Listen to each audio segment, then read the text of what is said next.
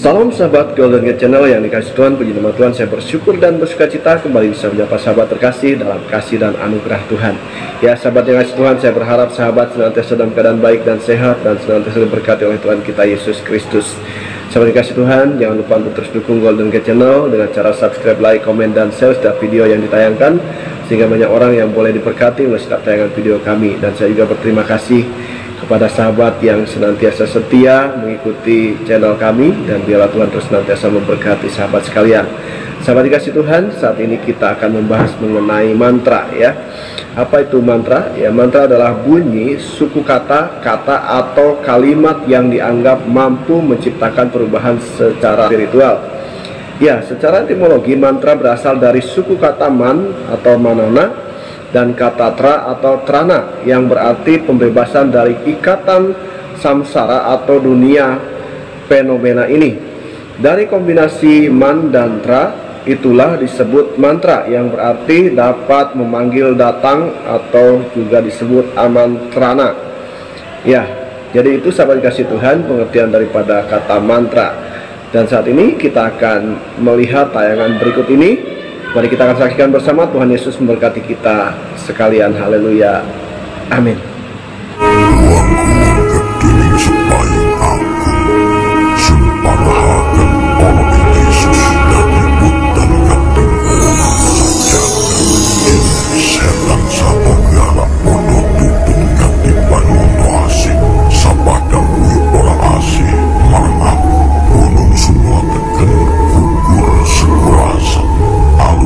Ya sahabat yang kasih Tuhan, itu tadi tayangan yang boleh kita saksikan bersama-sama mengenai mantra ya.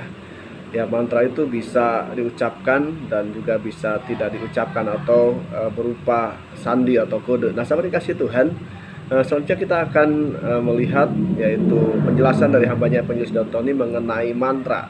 Mari kita akan saksikan bersama-sama. Tuhan memberkati kita sekalian. Amin. Shalom Pak Pendeta. Lanjut Pak, mantra itu apa tuh? Mantra itu bukan hanya sekedar kata-kata yang diulang-ulang. Kalau di dalam ilmu kebatinan, ilmu batin, ilmu gaib, mantra itu adalah kata sandi di alam gaib. Kata sandi? Kata sandi di alam gaib, di alam roh. Jadi ibaratnya kalau itu dihimpun passwordnya. Nah, mantra itu ada dua jenis. Mantra terucap dan mantra tidak terucap. Nah, mantra tidak terucap itu jenis mantra yang berhubungan dengan gerakan. Namanya gerakan penyembahan. Nah, makanya ada gerakan-gerakan tertentu yang bisa menimbulkan kesurupan. Karena itu ada kata sandinya. Nah, mantra tak terucap juga dapat kata sandi juga untuk memanggil dunia arwah. Tapi itu bukan arwah orang mati, itu roh setan menyamar.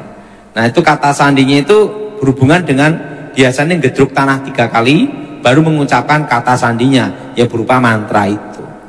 Tapi kalau dia terlalu semangat gedruk tanah 10 kali tidak datang. Jadi harus tepat 3 kali ya 3 kali. Iya, kata sandinya. Nah, kegunaannya mantra itu apa saja? Di ilmu apa saja sih Pak? Mantra itu banyak sekali ya. Ada ilmu kebal, ilmu penglarisan, pemanggilan roh.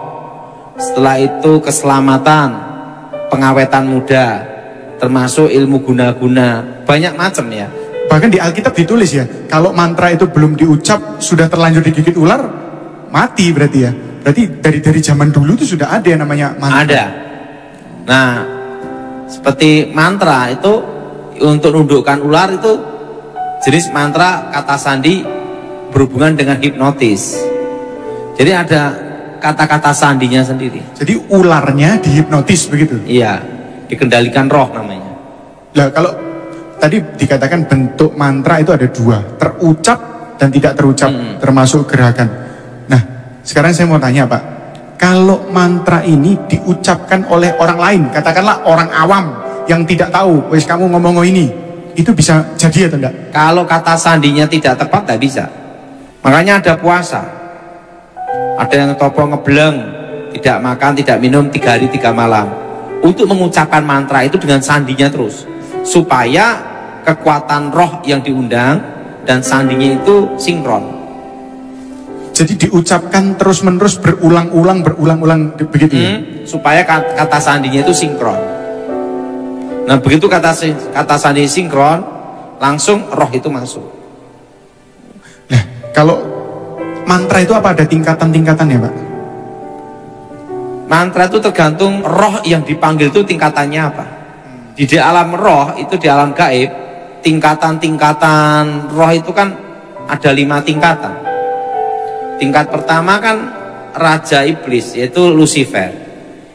Nah, Iblis kan Lucifer. Yang kedua, penguasa-penguasa di udara. Ini berhubungan dengan jenderal. Nah, yang ketiga, yaitu berhubungan dengan namanya penghulu. Nah, kalau penghulu ini kan setingkat roh teritorial satu pulau. Makanya kan kalau jimat yang ada di Madura dibawa aja ke Kalimantan, itu kekuatannya berkurang 75 sampai 80%. Karena apa? Waktu pindah ke sana harus ada izin mutasi pindah.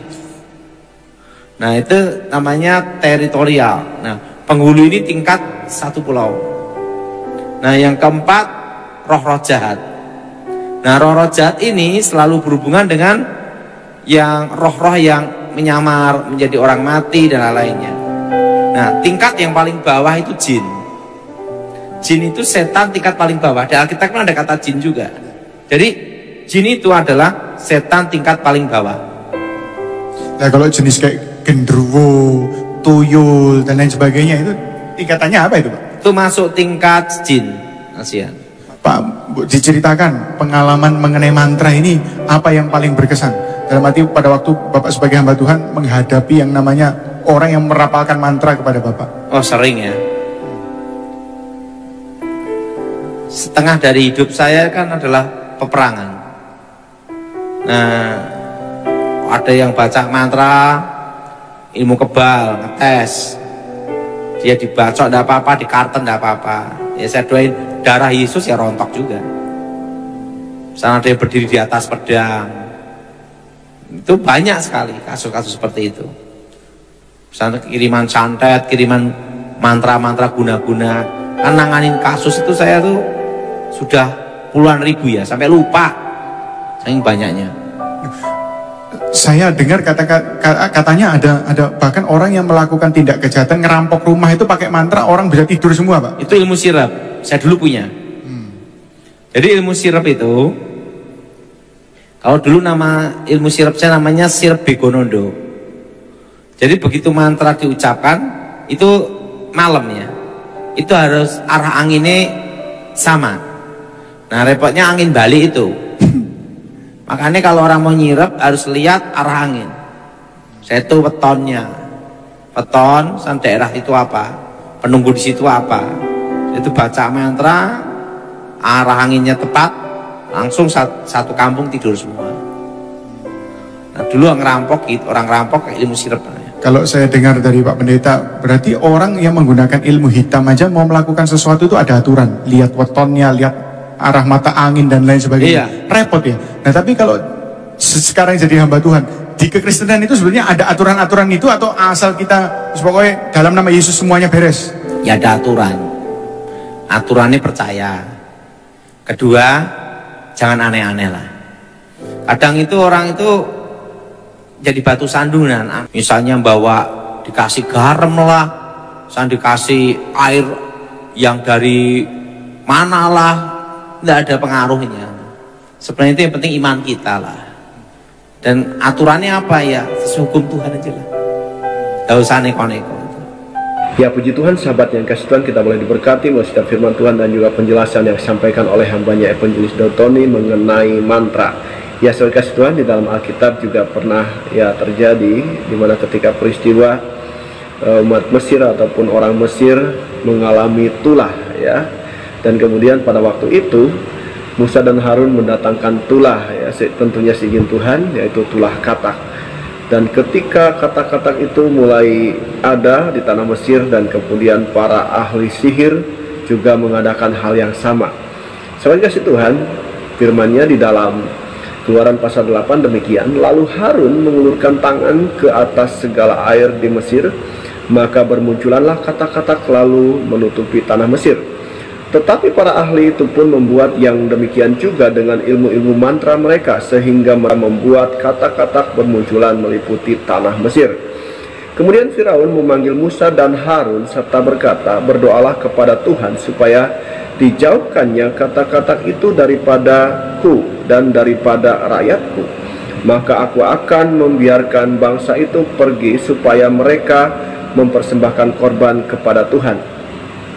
Kata Musa kepada Firaun, "Silah Tuanku, katakan kepadaku bila aku akan berdoa untukmu, untuk pegawaimu dan rakyatmu, supaya kata-kata itu dilenyapkan daripadamu dan dari rumah-rumahmu, dan hanya tinggal di sungai Nil saja." Katanya, besok lalu kata Musa, "Jadilah seperti katamu itu, supaya Tuanku mengetahui bahwa tidak ada yang seperti Tuhan Allah kami. Maka kata-kata itu akan dijauhkan daripadamu, dari rumah-rumahmu, dari pegawai-pegawaimu dan dari rakyatmu, dan hanya akan tinggal di sungai Nil saja." Lalu Musa dan Harun keluar meninggalkan Firaun, dan Musa berseru kepada Tuhan karena kata-kata yang didatangkannya kepada Firaun. Dan Tuhan melakukan seperti yang dikatakan Musa, sehingga kata-kata itu mati lenyap dari rumah, dari halaman, dan dari ladang.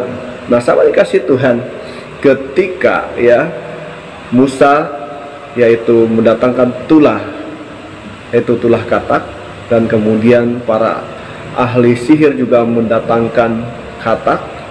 Tetapi di sini sama dikasih Tuhan, Musa mendapat tantangan dari Raja Firaun, di mana jikalau kata-kata itu bisa yaitu dihalau dari tanah Mesir, dihilangkan dari tanah Mesir, dan kemudian Firaun akan mengizinkan orang Israel untuk keluar dari tanah Mesir untuk mempersembahkan persembahan kepada Tuhan. Dan kemudian Musa melakukan sesuai dengan apa yang diminta oleh Firaun. Dan di sini menyatakan bahwa sesungguhnya kuasa Tuhan lebih ajaib daripada kuasa mantra-mantra, di mana kuasa mantra-mantra dikalahkan oleh kuasa Tuhan. Dan tentunya hal ini dinyatakan supaya sungguh-sungguh Allah yang disembah oleh orang Israel dan juga oleh kita sebagai orang-orang percaya adalah Allah yang luar biasa, Allah yang mengatasi segala Allah yang ada di dunia ini ataupun segala ilah-ilah lain selain Tuhan. Nah, saya kasih Tuhan, demikianlah pembahasan hari ini mengenai mantra, ya.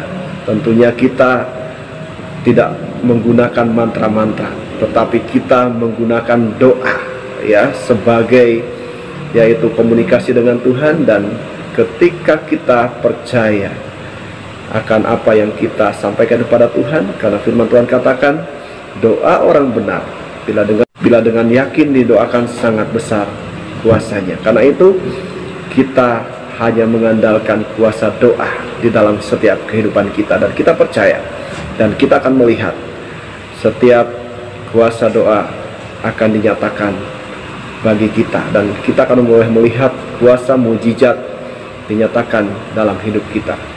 Demikian saya kasih Tuhan. Jikalau sahabat diberkati melalui setiap penjelasan dan juga video yang ditayangkan hari ini, jangan lupa tinggalkan komentar di kolom komentar, saran dan masukan, sehingga channel ini boleh berkembang dan banyak orang yang boleh diberkati melalui setiap tayangan video kami. Terima kasih sahabat. Tuhan Yesus memberkati kita sekalian. Haleluya. Amin.